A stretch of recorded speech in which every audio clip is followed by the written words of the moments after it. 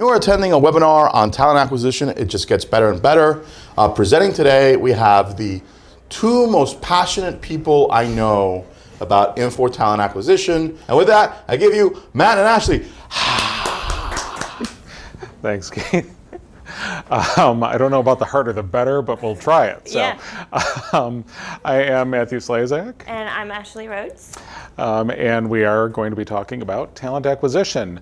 So first up, just a quick note, we are RPI consultants. We are a partner, and we have done, I don't even know how many TA implementations right now. I couldn't count. More than a few. Yeah. So it is something where, as Keith mentioned, we've gone through and we've seen a lot of progress in the TA product.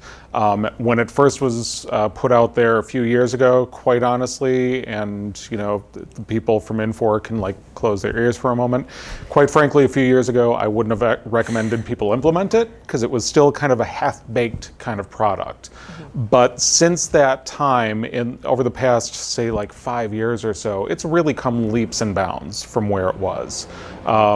And what we're going to be highlighting today really is kind of the latest and greatest iteration of it. Yes. The kind of new, the hot stuff that we've seen come through lately. So everything we're talking about, really just remember, is about the latest version. So it really does imply that you have to be on Landmark 11.x. You need to be on GHR and TA 11.x.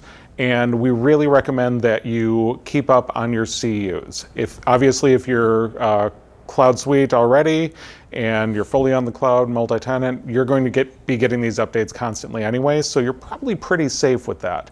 If you're single tenant or if you're on-prem, you do need to get up to these later versions in order to take advantage of all this functionality that we're talking about.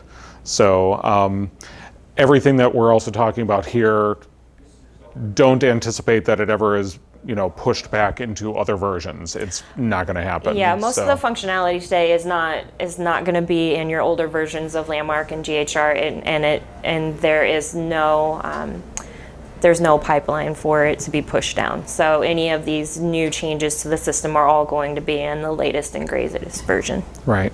And one other thing that I want to point out before we get into some of this new stuff that we're talking about. This is not going to be a fully 100% comprehensive walkthrough of talent acquisition by itself. The talent acquisition suite, when we've done demos, it's a few hours long, 2 or 3 hours. Yeah. So this, unfortunately, is not going to be that full comprehensive view of everything that talent acquisition does. We've got previous webinars where it kind of covers those basic functions that are within the system. Any other questions, you can always let us know. But this is really just the latest and greatest stuff. So that being said, let's go right into it. So one of the first things that I know that everybody is always asking about right now is about mobile. So Ashley, what is new with mobile? So they have recently added a couple of things to the mobile. One being you are now able to upload your resume via your phone device or your tablet, which is great for those people on the go. And I'm sure with even some of you on the latest, or even on 10.1.1, a latest CU, have noticed that they've also really fully optimized the application process and the profile process. And a couple of things out there for the mobile pieces. You can, of course, it's much like Candidate Space where it has the standard delivered colors, so you can change the layout and things like that. So that's really gotten a lot better and has improved. And they brought back the Express Interest. Mm-hmm. The Express Interest icon can now be used on your mobile device as well as the Candidate Space. So anyone who's on the go, maybe who doesn't have time, even at home, can express interest and leave and then go back later on their mobile device and finish applying at a later time. Right, because even though mobile functionality is out there and it's really pervasive, all the fields that we're filling out on a job application, it's really hard to do all of that on a mobile device. So that express interest, it was we were very happy when it went away at first because we're okay, it means that we can do full mobile apply. But then it kind of exposed that other end of it where, it careful takes what a we ask while for. Yeah. to fill out. Yeah, so Yeah. it's great to have that express interest functionality back. Right. Scrolling through your phone trying to list your job description is really, really difficult. So it's nice functionality where you can kind of toggle that on and off. Yeah. And this also kind of goes with the presentation we did last year, where there are more capabilities for resume parsing. Yes, resume parsing has come a long way in the latest version too. I myself have tested out with all kinds of wonky different resumes to make sure that it was parsing correctly. I know there were issues in earlier versions, especially Landmark 10.1.1 with that, but they've improved that quite a bit on this latest version. Right, right. And again, even with resume parsing, some people still, no matter how great it is, some people will still always hate it. So it really depends upon how you feel about it in general. So, but it is an option that's out there. So. Yes. Okay, now another thing that has come up at a lot of clients is when we're talking about the recruiter's daily view and how everything is really requisition driven. There's been some changes on that one as well, right? Yes, massive changes. So we now have the hiring workflows, and you can actually have as many hiring workflows as you'd like. And one of the great features about it is if you have multiple companies or different types of recruitment teams, if you have, even if physician recruitment wants to use it, you can now actually have different workflows for them. So different steps, different processes, different email templates, everything can be driven based off of this workflow and these workflow steps. And this is a huge improvement over, and I say huge for anyone out there who looked at this TA system before and realized that we're not going to be able to fit into these standard little pages or these little files. Now you can make your process as simple or as advanced as you'd like. It's fantastic, and you can see from here that this is the workflow view.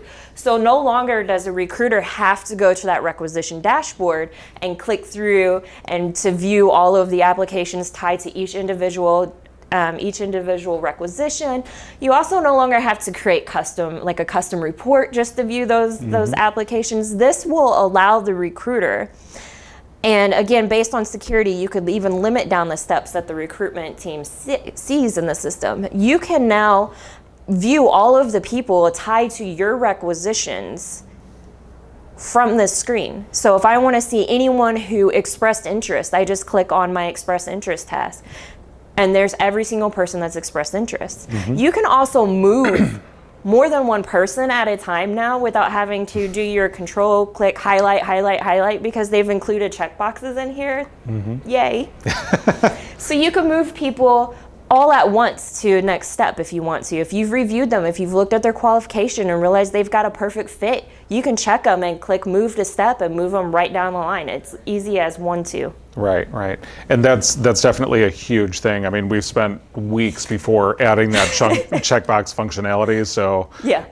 Well, it was really, really, it was fun stuff for us to work on. I guess we're happy they included it in the project or product because it was a really fun configuration we did before, but now it's actually there for us. So. Well, and one of the great things too is now you have this card view as well, and this gives you the ability as a recruiter from here to view the resume, view attachments, view their notes straight from here, look at their questions or their question score, which we'll talk about later because that's a new functionality that's been added.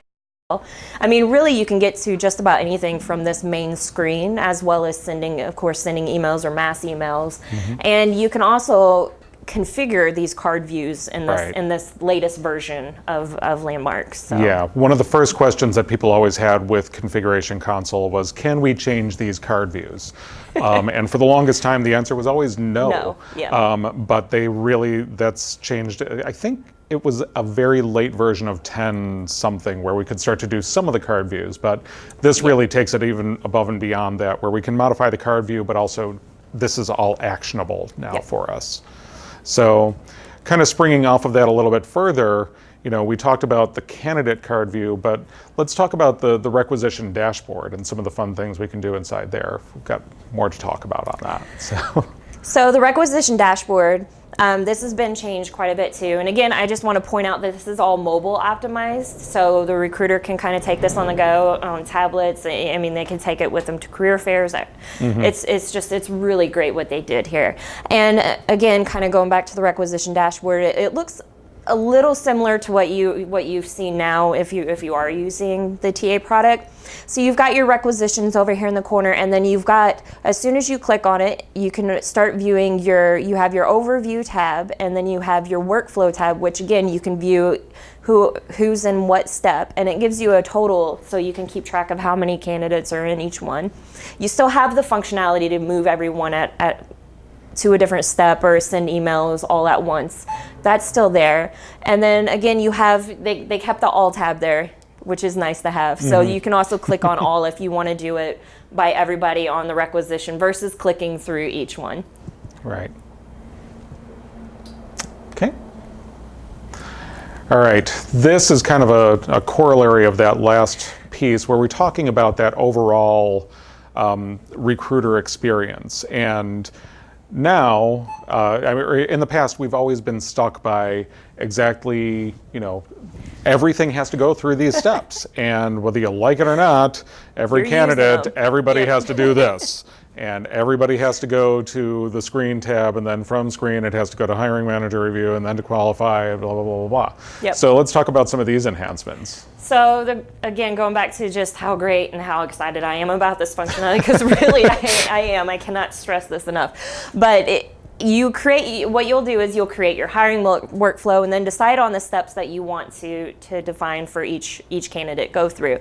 And these steps can be attached to, you can attach them to categories, so maybe they only show in certain inboxes. So if you want the manager to have a manager inbox, or if you have HR analyst, recruitment team, you have your recruiters or anyone who does interviews or who does interview scheduling, you can create inboxes for them so it displays on their screen as well. So security can be really tied around this to kind of limit the things everyone is seeing so they're not seeing it all at once. And then you have really your workflow steps. So you have the ability to, when someone applies online during the setup of your hiring workflow, as soon as they apply, they will automatically be put into this work step. If they express interest, they're automatically placed into this work step. If a recruiter screens them, or if they're in a screening process, it can automatically place them into this step. If you're using transition management and they accept an offer, they can automatically be moved to that pre-boarding step. So there are a lot of different things in here that can be done. You can also, if you want to, you can even make your defined offer process a little more streamlined, which is great because if you're using the current TA system, you've got to do a lot of right-clicking and selecting and right-clicking and selecting and right-clicking. Now you don't have to do that. So now you can move them to the defined offer and have it automatically update them to pending, or even as soon as you move them to offer, it'll automatically kick off the offer action. As soon as the offer is approved, it can move them to the next step of offer has been approved. And you can even have it auto-create the offer letter action in the system without having to get a custom IPA flow to do that for you. So it takes those separate actions and kind of streamlines them or pulls them together, so you're no longer having to have all of these custom solutions to do it for you. So I think we've got a couple people in the audience right now, and I know you know who you are, who are very excited to hear that and saying, well, we just did that ourselves. So so it is fully customizable now. Now we can actually change this per requisition, can't we? Or can we, or? Yes, okay. Yes you can. So if you have certain hiring workflows, maybe for nursing or for clerical, you can have separate hiring workflows for them. And you also can define this at the position level now. So you can have it flow down to your requisition when the manager is creating the requisition, and they don't even have to fill that in. So. Right. Yeah, because you can always count on your hiring managers to not properly pick the they're always going to choose the exact wrong thing. So exactly, if we put that onto the position, we can just push all that down automatically. Same kind of things, like even if you're not in a healthcare setting, if you're looking at something even like a retail setting or anything like that, if you've got a certain lower level position where there's a very, very high candidate volume and we're just trying to get people to go through that process very quickly, just to churn people through, we can have that set up for those positions, but then if we're in a senior management position, we can be a little bit more stringent with it. Or we can actually go and reverse it the opposite way. If you want to kind of screen out those people from the lower level position, have this hiring process be a little bit more stringent, but then, for the people who probably know what they're doing and are very computer literate and can really flow through those systems without a problem, then we can toggle it down a little bit. So there's a lot more options here without changing it for everybody in the entire organization. Yep. Just a clarification, I know you guys tried to get this out of the way early because it didn't come up, but what version of GHR are you using? I think probably important to reiterate here. Sure. It is basically the latest version that's out there, so it's 11.x, so I think it's 11.09. Yeah, so, and obviously, again, stay up on our CUs, and Jill and her team over at Infor are doing a great job of just tweaking things and adjusting them all the time. So there's new stuff being added. There's going to be even more massive changes next year to the TA system as well. So you'll have to keep an eye out. Yeah, and by no means is that saying wait until next year for it. No. Start to get up on it right now, and you'll start to take advantage of this new functionality, and it's just being supplemented. It's not really things that are being replaced or anything like that. So let me ask a follow-up question to that. Going from Landmark 10 to Landmark 11 is a little bit of a project, right? Once you're on 11, keeping up to date is not that bad, is that? Right. I would agree. There's the upgrade process to go from 10 to 11, of course, and then after that, it's really just taking the CUs. Right. But So if you get to 11 today, and there's new functions that come out 3-6 months from now, you'll be able to get those pretty easily. It's just the jump to 11 is what you got to plan out. Yeah. Right. And even that jump to 11 from 10, that's less painful than when it was the old 3-4-2 days and jumping to 10, or even worse when you were going purely from S3 and jumping onto GHR. It's a relatively easy migration for people. I mean, not saying that it's we can do it in a day or anything like that, but it's relatively painless. Yeah. So, okay. So we talked a little bit about our offer process, and there's a lot of automation that we can do behind the scene. But what about the offer acceptance process? Have they made changes there too? Yes. So the offer acceptance process and even the offer letters in general, they've added new functionality into the system for it. So from here on this main screen, this is an offer screen for a candidate. And you can see here that this is not a RTF document. This is in fact a PDF document. It's utilizing the new offer templates, which are now inside the latest and greatest system or version. So you can actually create your offer templates inside the system versus using that merge word functionality. And I think you kind of skip forward just a little bit.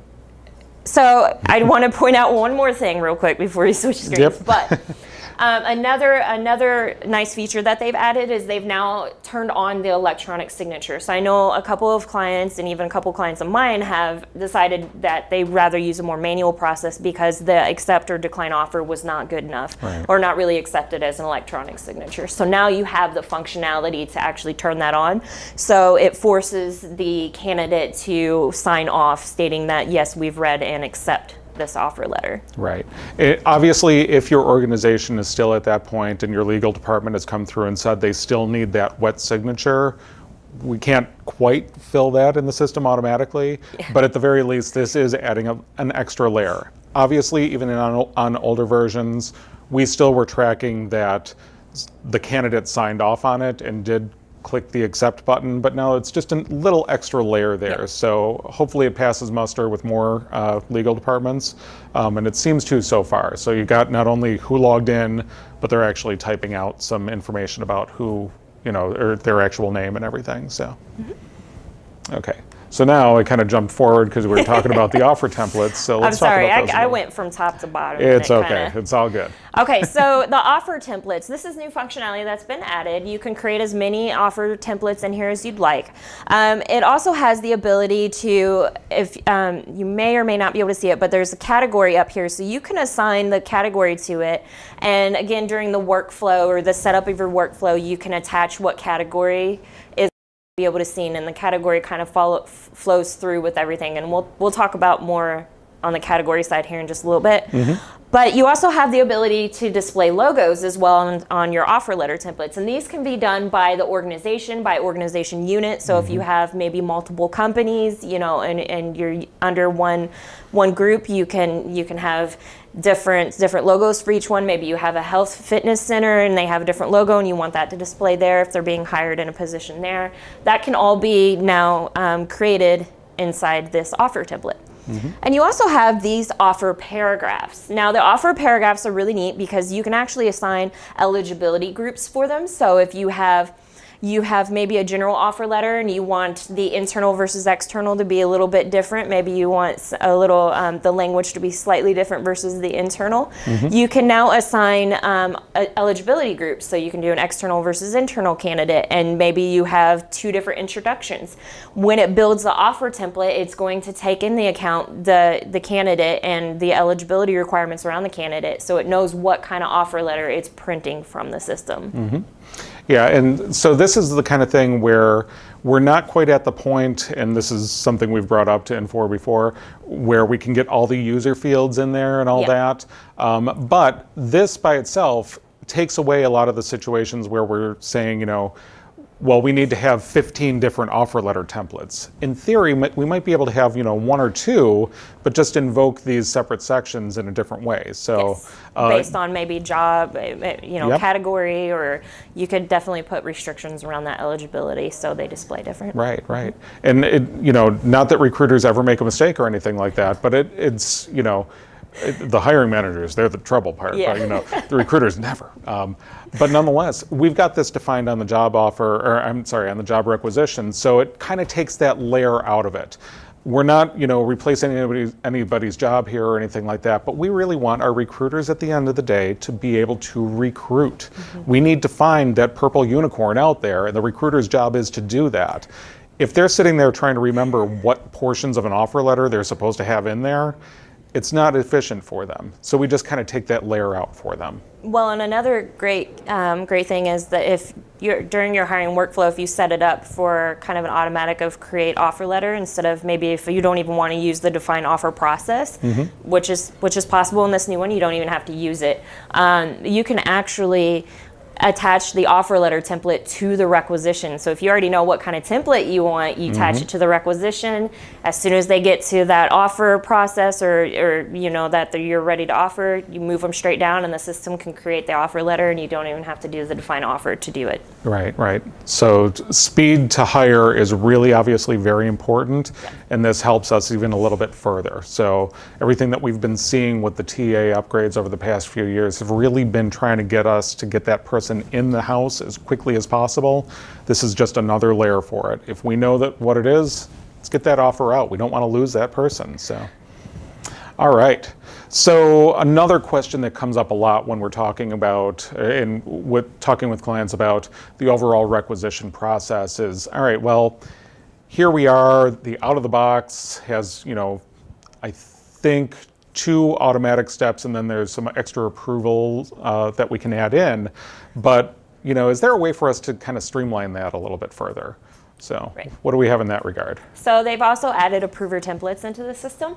You can, for different actions in the system, for your requisition approval, your offer, your hire actions, you can now define your approval process. So, which is really great if you don't have somebody maybe on site that knows IPA really well. This is a much quicker way to handle this because even as an HR or an administrator in the system, you could easily go in and make changes to this as needed. So if people are coming and going, you can move them in and out.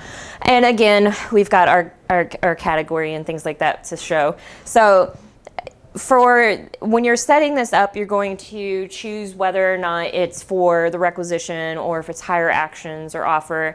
And then from there, you can really go in and pick your approvals or approvers. So you can pick resources, or you can go by your standard recruiter, alt recruiter, HR, your HR contact, or you can even go up the chain, so the supervisor chain. So you can go 1 up or 2 up and have it skipped that way, versus again having to create that process flow and have that handle it for you. And the nice thing about it is it does simplify changes. So if changes need to happen, it's no longer having to reach out to your tech team and get that on the books or create a ticket and then maybe turn around in a couple weeks or a week or so, and they'll come back with it flow, and then you got to test the flow. Now you don't have to do that if you take advantage of the prover templates. Now you could just, as even an administrator, you can make the changes right there. Right. Not quite 100% on the fly, but very, very quickly. Yes, very quickly. Cut out that. Much faster than like a week turnaround and then retesting to make sure that it's Right. working.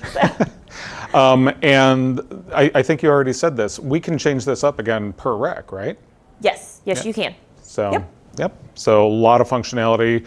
We don't have to build all these things into an IPA flow. So, kind of big. Okay, so when it comes to the overall candidate and talent acquisition system experience, when we're talking about, how are we talking to that candidate who's out there in the field, or, we just need to be able to keep them warm and we want to talk to them. How do we do that? Have they improved some things on that? So they've added a lot more around the communication. The communication piece has come quite a bit of ways, which is great. It used to be we'd have to customize security around different things like templates, because not that a hiring manager would ever send the wrong template.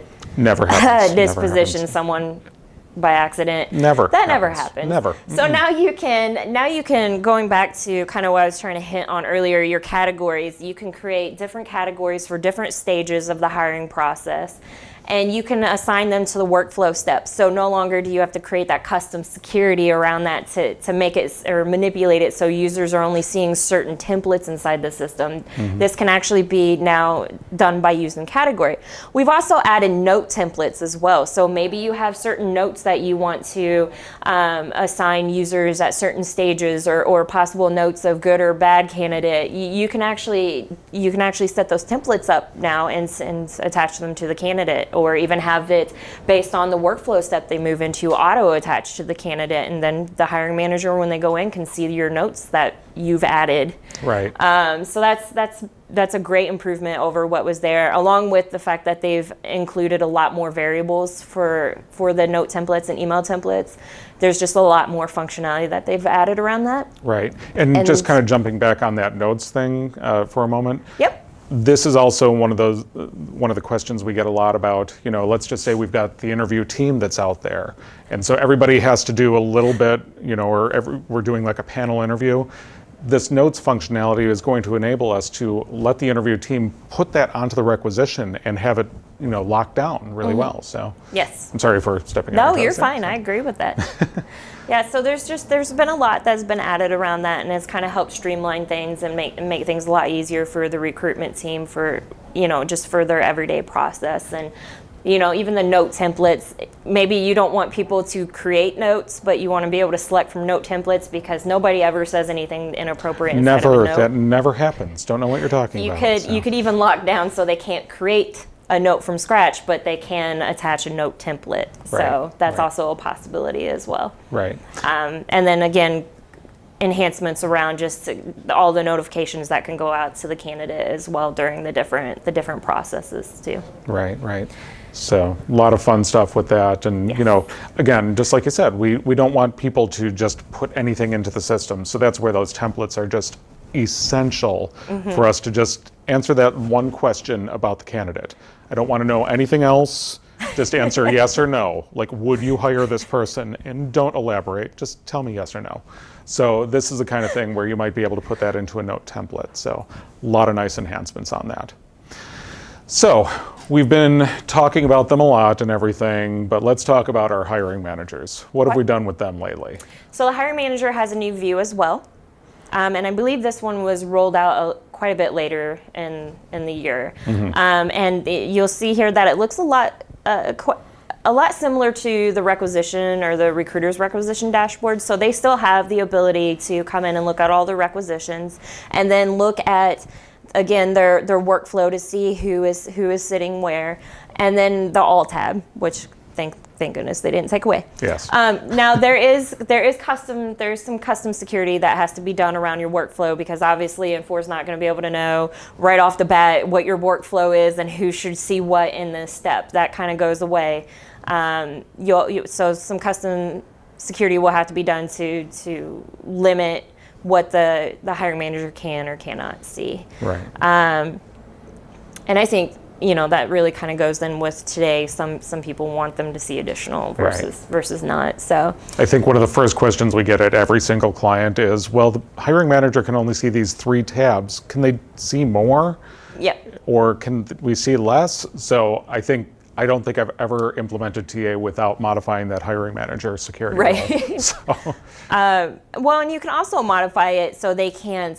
Maybe they can see them, but they can't move them to another step. They can't really do any functionalities on it other than they can just see that they're waiting, or they're in the offer step, or we're waiting in the offer approved but pending, or we can now show them that. And you can also, again, for if you have the category attached to the workflow step, they're only going to be able to select from that drop down of templates to be able to send to them. Right. And even actions can be tied to your workflow. So maybe you don't want them to be able to add attachments all the time. Maybe you don't want them to be able to even add notes, or there's just so many different ways to manipulate that, and it's just right. And even if you want them to have certain steps that they only have access to send them to, you can limit that down. So as soon as it goes to hiring manager, maybe they can only move them now to interview or disposition. Right.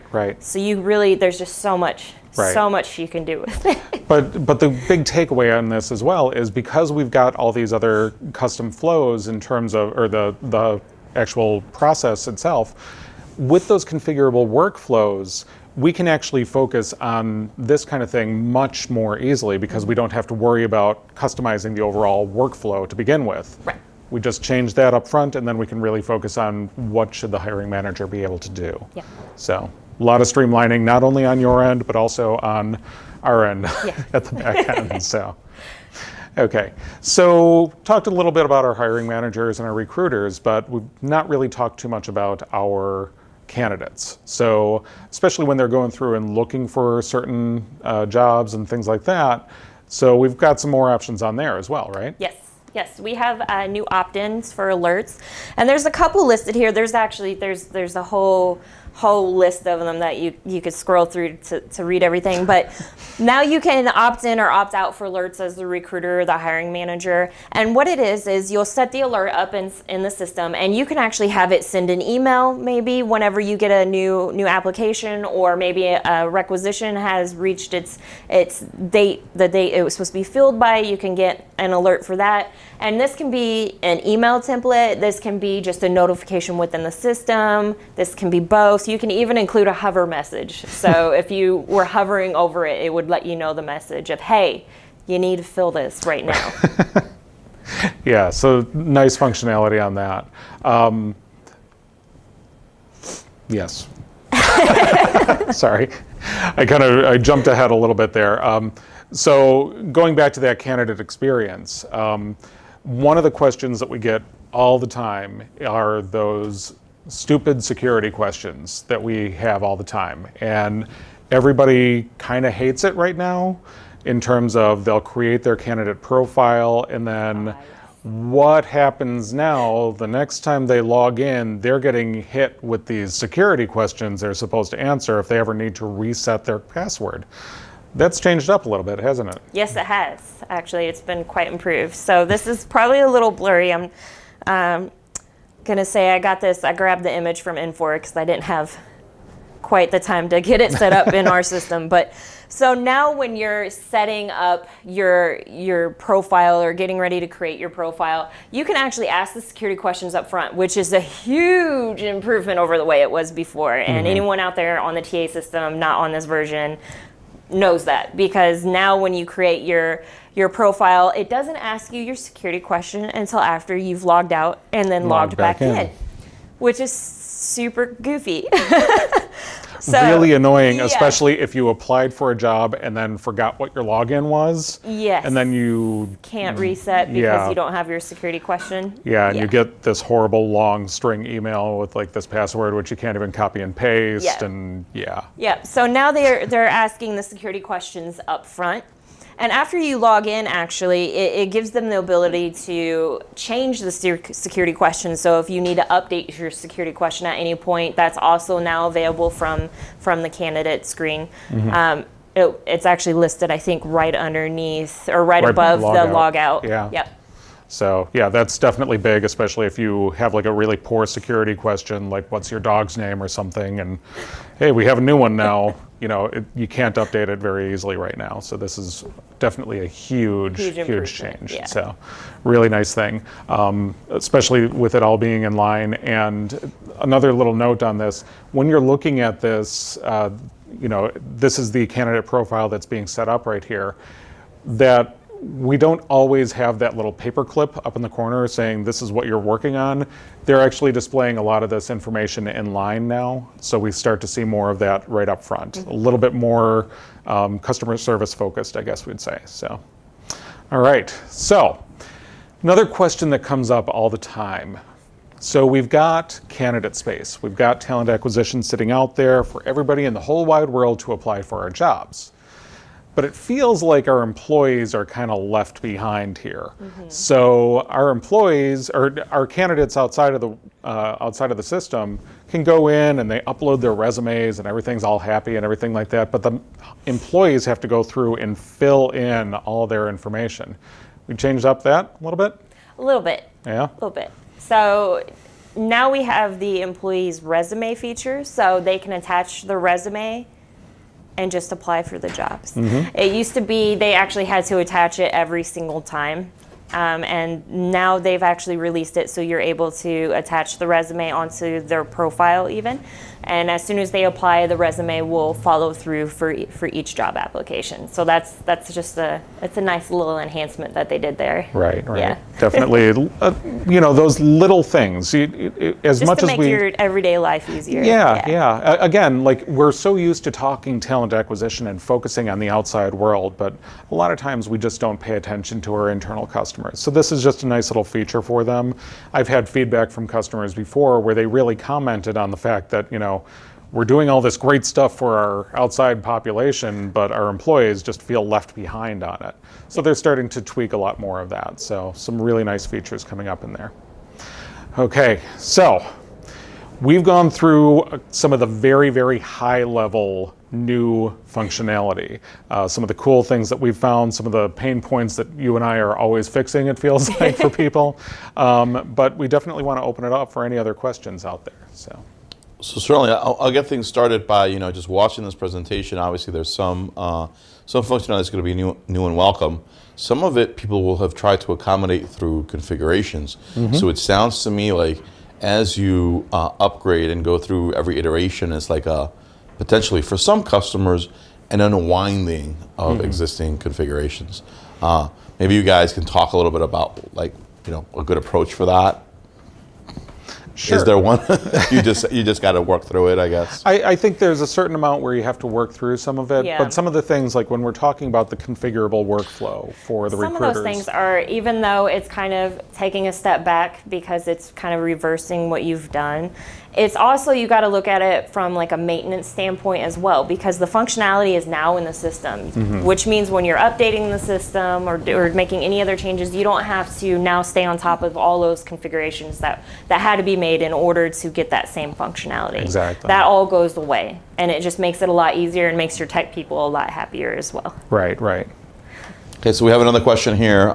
Version of GHR that we just covered was 11X, 1109. 1109, yeah, sorry. And one of the things that that Ashley and Matt were talking about is, not only are all these great enhancements already in this version, there's a lot more coming over the next 6 to 9 months. Yes. So it behooves customers to plan and if they're on 10, to migrate to 11, and to build sort of a continuous upgrade cycle.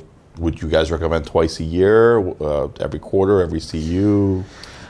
I personally, and again, this is different philosophies for each person. So I personally, I came from an on-prem environment and everything and configured the system heavily. So I think in every CU gets really, really difficult in terms of your upgrade cadence.